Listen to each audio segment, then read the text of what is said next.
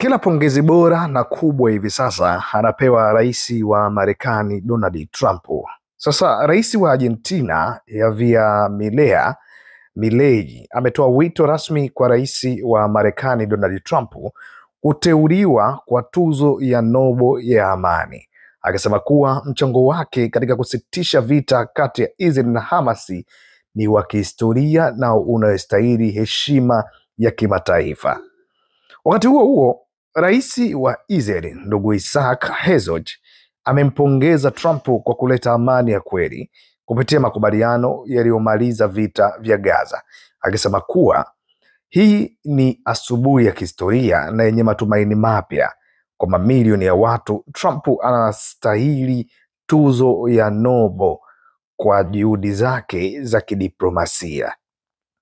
Herzog pia aliongezea kwa makubaliano hayo yameokoa maisha ya maelfu ya raia, yakifungua mlango wa urejeshaji wa Gaza na mazungumzo mapya ya kisiasa kati ya Wapalestina na watu wa Israeli.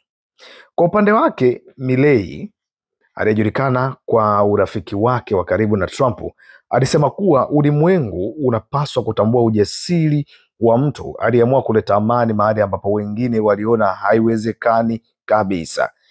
Makubaliano haya yalipongezwa na mataifa mengi ya Kiarabu na Magharibi ambayo yameashiria mwisho wa vita vya Gaza ambavyo vimedumu kwa zaidi ya miaka miwili. Swali sasa ambalo linaibuka ni je, unakubaliana kwamba Trump anastahili tuzo ya Nobel ya amani kwa hiki ambacho amekifanya, au ni kumpendelea tu na hastahili kufanyiwa hiko kitu kwa sababu inawezekana sio jambo kubwa kwa wewe ambavyo umetafsiri?